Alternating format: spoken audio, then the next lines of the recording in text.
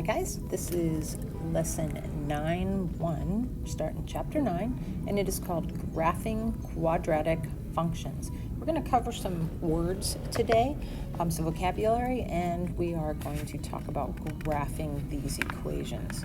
So let's start with some words. We're going to talk about quadratic functions in this chapter. We've been dealing with them, but let's put a name to it. Quadratic functions are not lines, they are nonlinear, and they can be written in this form: f of x, or think of that as y, equals a, that'll usually be a number, x squared, plus b, that'll usually be a number, x, plus c, and that will be a number, or it could be 0. This form is called the standard form.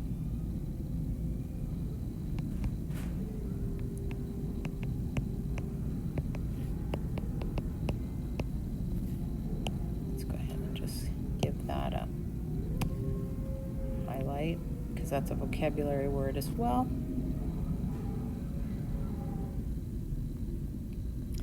And then these equations, these functions are going to look like a parabola. That's the shape, and parabolas look like this. They either kind of look like an arch like that, or they look like an arch like this. So they're nonlinear, they are parabola, and then they have something called an axis of symmetry. And an axis of symmetry is a central line that splits something in half. So, for example, if this is my parabola, then perhaps this, make it a different color here,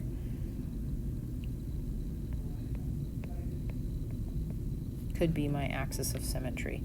An axis of symmetry divides a shape into basically two mirror images.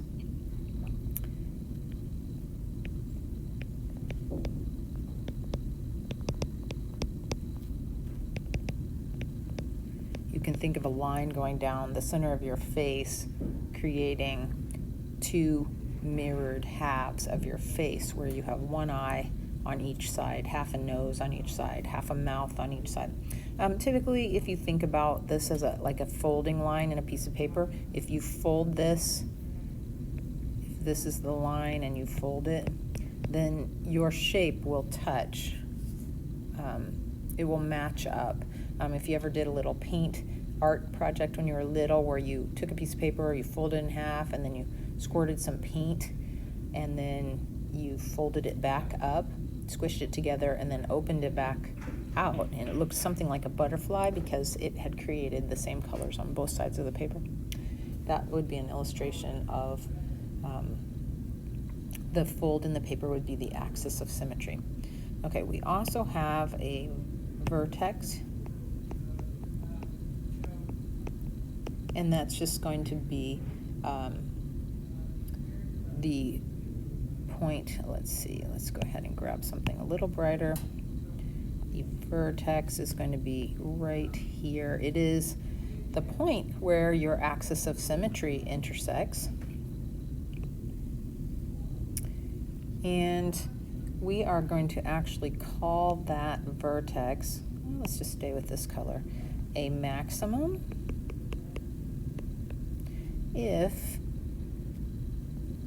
our parabola is a frowny face, then we have a maximum, or we will call it a minimum if we have a smiley face parabola, and it will be the very bottom.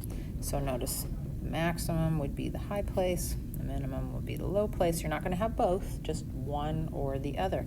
Whenever we see a parabola, we will either have a frown or a smile. That's a very non-professional way of describing that, but it works.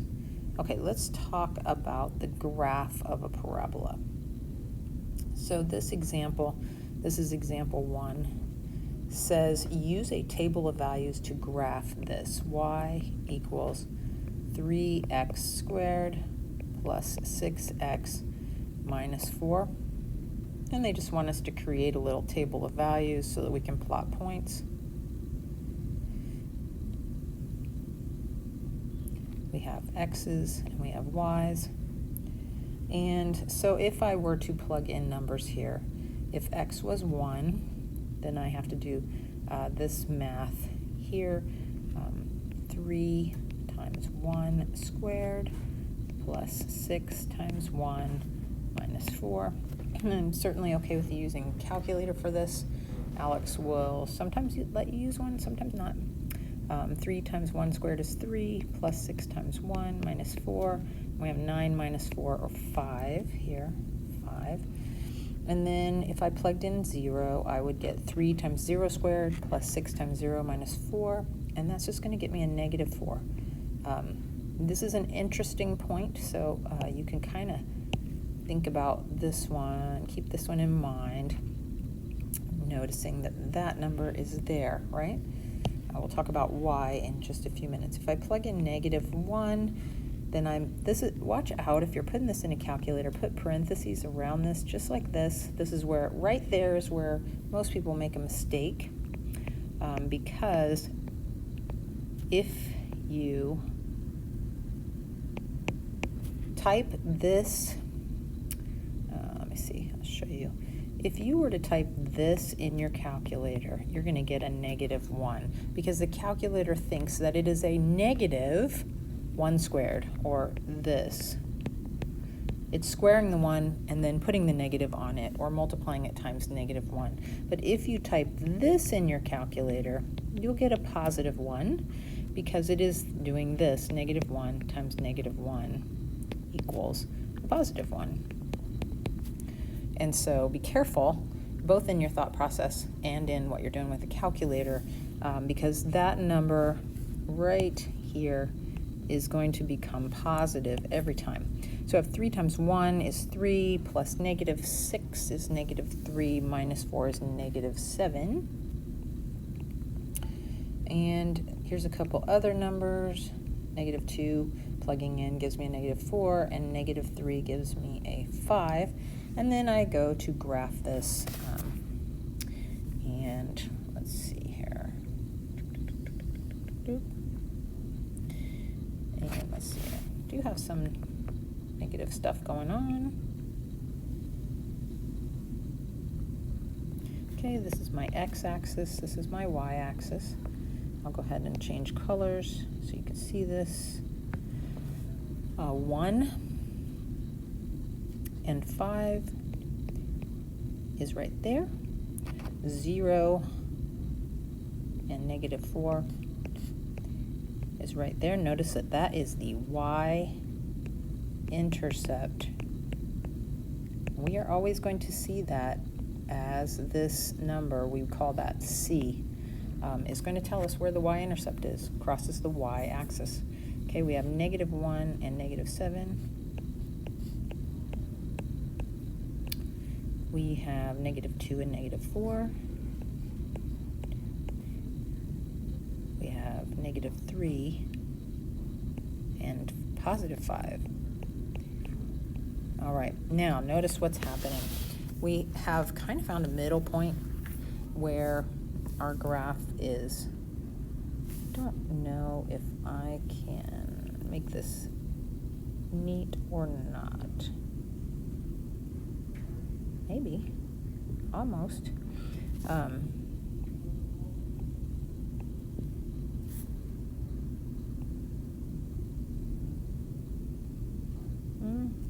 Interesting.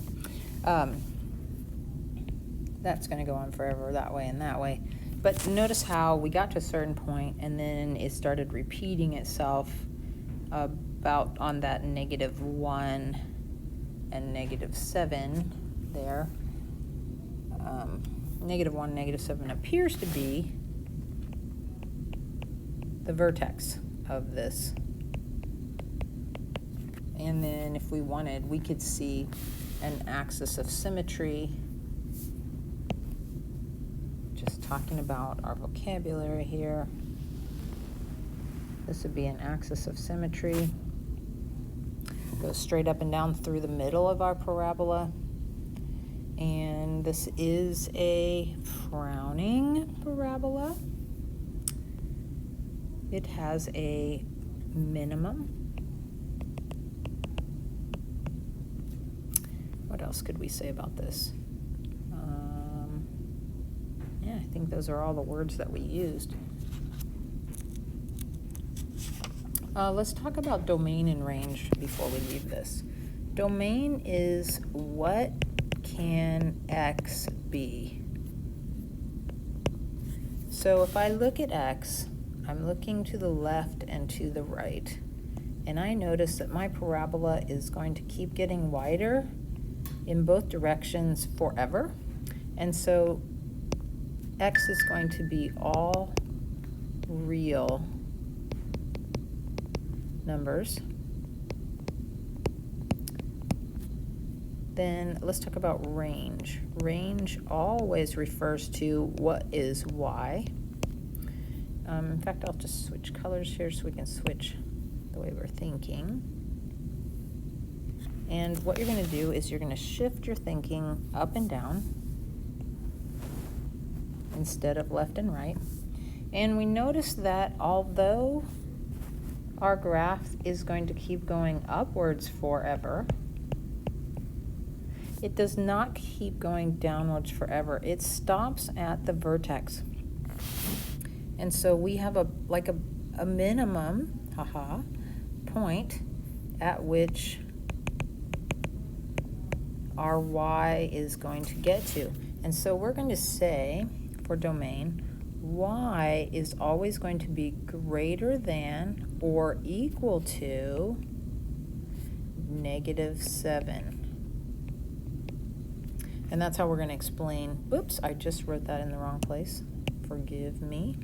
Hopefully that was, you were going, what? Y is greater than or equal to -7. And that's how we're going to talk about our range.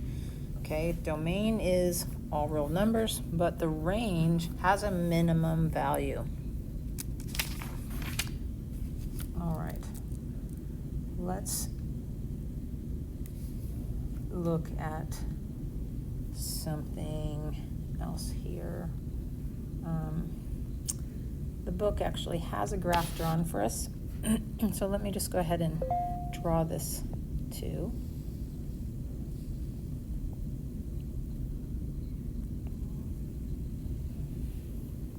Okay, this is our x-axis, this is our y-axis, and we see something that crosses here and it touches here. And I really didn't need to make this so ginormous, but let me kind of draw this for us.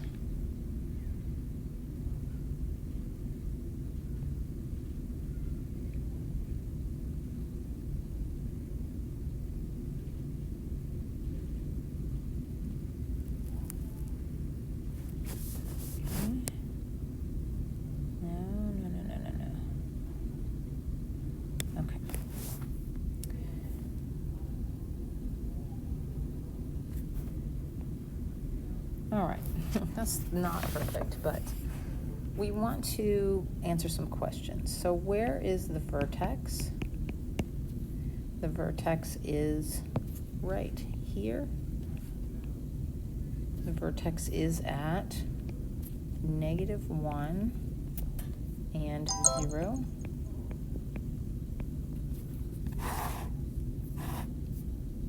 And then we want to talk about where the axis of symmetry is.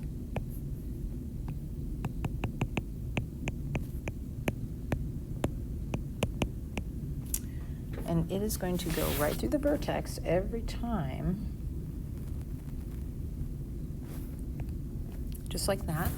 And interestingly enough, sometimes we go ahead and list the axis of symmetry as a line. It is a vertical line. And so we're going to say x equals, and in this case, x equals -1. So it's going to be the same as this number right here. And this is an equation that tells us exactly that vertical line that cuts our parabola perfectly in half. All right, we have a y-intercept, and it happens to be right here, and that y-intercept is at 0 and 1. Okay, sometimes we just say 1, like that. It's at that point, 0 and 1. And yeah, that's probably all we need to talk about in that one for now. Let's draw one more of these. I probably have to make it quite as ginormous this time. Okay, x and y, and we happen to have a parabola that crosses here, goes up to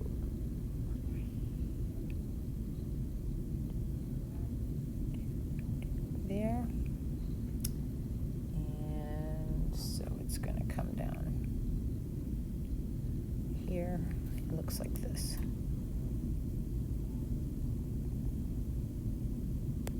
All right, that's kind of awful, but we'll get the idea. Okay, so where's the vertex? You can answer these. You can even posit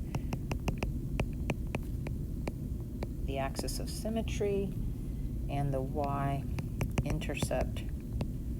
See if you can figure those out before I label them. The vertex is going to be here at, this is 2 and 3.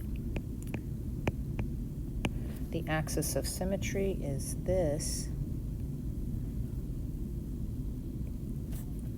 And we can write an equation. X equals 2. Look, it matched.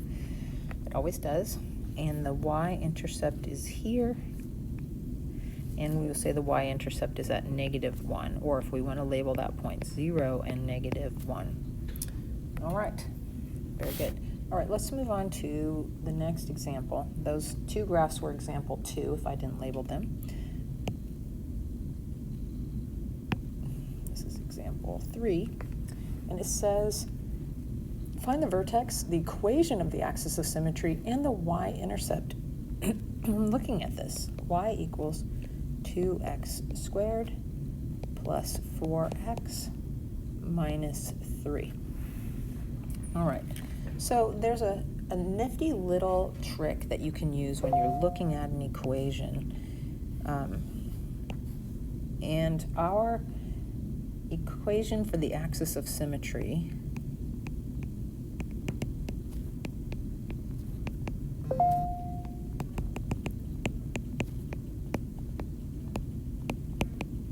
will always be this. X equals -b over 2a. Okay, definitely make sure that you have that in a nice, bold, highlighted place. Remember that we're looking at this equation. Y equals, or f of x equals ax squared plus bx plus c. In this case, a is 2, b is 4, and c is -3. So, if I want to use this little formula, the axis of symmetry here is going to be x equals negative, b is 4, over 2 times a, which is 2. Or, let's simplify that up, -4 over 4 is going to be -1. The axis of symmetry of this equation is x equals -1. Okay. The next thing that we can find out is that this is going to give us a hint about the vertex. Remember that this axis of symmetry has to go into the vertex, so we know we have -1 and something, right? So I can just plug that -1 back into my equation. Y, I want to know what y is when x is -1. This is just like that table of values.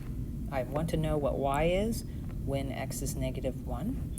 And so let's solve this. 2 times negative 1 squared is 2 plus 4 times negative 1 minus 3. So I have negative 2 and negative 3 is negative 5. So in this case, y equals negative 5. And that is going to go right here, because our vertex is at negative 1 and negative 5. So I can do that without even looking at a graph, okay? The next thing I want to know is, where is the y-intercept? So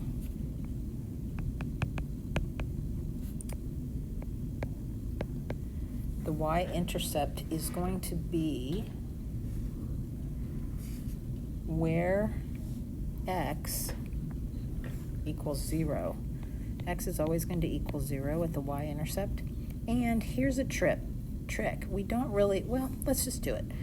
I want to know what y is when x is 0. So I'm going to plug in 0 for every x. Remember that anything times 0 is 0. So 0 and 0. And then all that's left is y equals negative 3. Okay, we don't actually have to do this every time because the y-intercept is going to be c. In this case, c equals negative 3. And so my y-intercept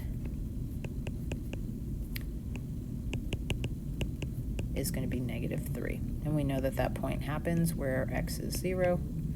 And so we can say all of this stuff without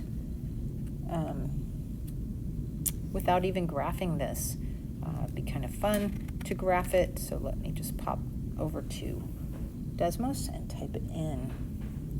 I have y equals 2x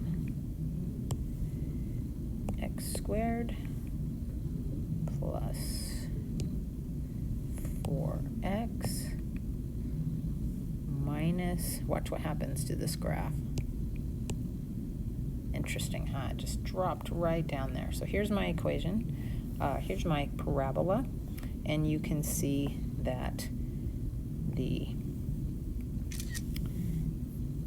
y-intercept is here at negative 3. And you can see that the vertex is down here at negative 1 and negative 5. You can see that the axis of symmetry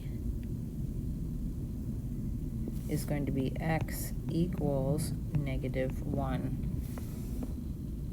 And yeah, fun stuff. Notice this, and notice this. And then one more thing I'm just going to call your attention to while we're here. If this number, a, is positive, then we are going to have a smile. When we have a smile, notice what happens. Then there's a bottom of the parabola, and that smile is going to be a minimum. Okay, so there's a minimum to this. If I was talking about range, I would say y has to be greater than or equal to negative 5. All right, get rid of this and go back to our notes. So this is a key concept.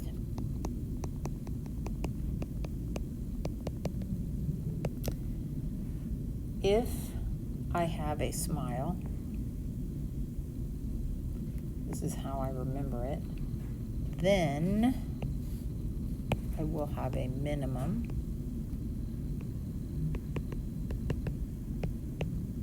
And A will be positive. Okay? If I have a frown, then I will have a maximum, top of the frown, and A will be negative. It's kind of easy to remember.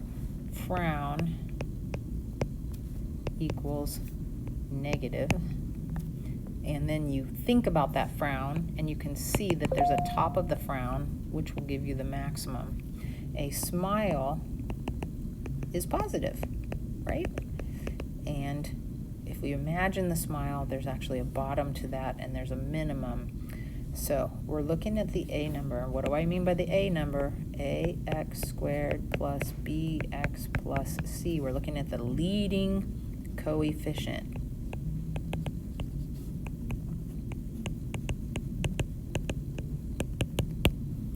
We're talking about whether that's positive or negative. All right, so if I have this is example 4. F of x equals negative 2x squared minus 4x plus 6. And I ask you whether it has a maximum or minimum. You're going to look at the A number. A equals negative 2. If it's negative, that means it frowns. If it frowns, it looks like that. And if it looks like that, then we have a top, a peak, a maximum. And that's what we were asked. So, and then it asked me to actually state what that maximum value is. And so we're going to do this.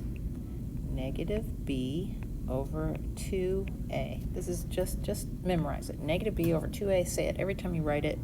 Write it every time you can.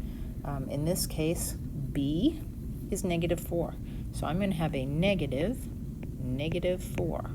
Okay? So remember, one of the negatives has to be in the formula. If there's already a negative on the number, there's your b number, then keep both. Okay? Over 2 times a, which was negative 2. Here's our a number over here. And then we can simplify this. We say x equals, and negative 4 is positive 4. 2 times negative 2 is negative 4, and this all makes a negative 1. So x equals negative 1. That's my axis of symmetry. It means that on the graph, that up and down line is going through where x equals negative 1. It's also the first value of my vertex. I have to plug it in to figure out what the y value is that goes with that. So I will do this, negative 2 times negative 1 squared minus 4 times negative 1 plus 6. So I get, this is negative 2. Oh man, negative 4 times negative 1 is positive 4 plus 6. So this would be 8. And so negative 1 and 8 is where my parabola is, but I seem to have either strayed on it. Oh, I'm doing a different. I don't know where I got that. I'm looking at a different problem. Okay, we're doing just fine. We're doing just fine. This is all true. Okay, I just happened to look at the next page. All right, one more example here. This is example 5. It says the f of x equals x squared plus 4x plus 3, and it says to graph it. And so being able to do this by hand means that I understand things, which is why I want you to be able to do it by hand and not just plug in a graphing calculator every time. So what do I know about this? I know a y-intercept. Cool. And I can figure out an axis of symmetry. X equals negative b over 2a, which equals b is 4. You see that? B is 4. So I'm going to go negative 4 over 2 times a, which is just 1 right there. This is positive. Right there, a is positive. And so I know this smiles, which means it has a minimum. Picture the smile. And let's go ahead and simplify this. I don't know why I didn't right away. Negative 4 over 2 gives us a negative 2. And so x, the axis of symmetry is x equals negative 2. I can plug that -2 back into my equation and figure out where the vertex is.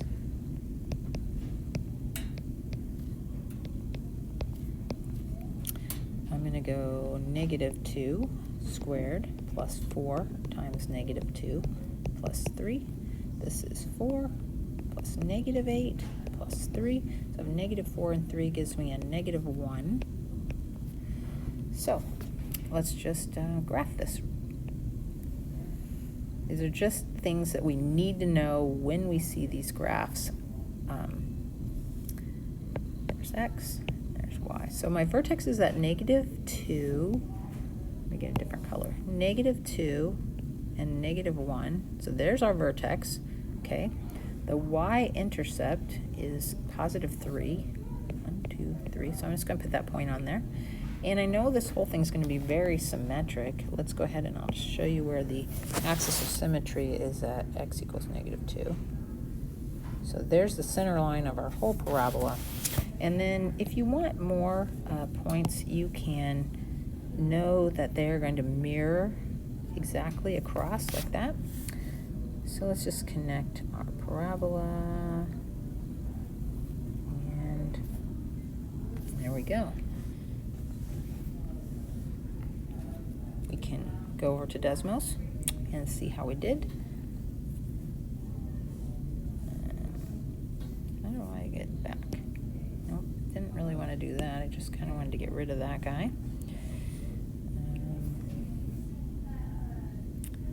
Somehow I don't even know how to get rid of that. Let's just cross it off then. I want to go x squared plus 4x plus 3. And we can see the same parabola that we just sketched here, right? 2, -1.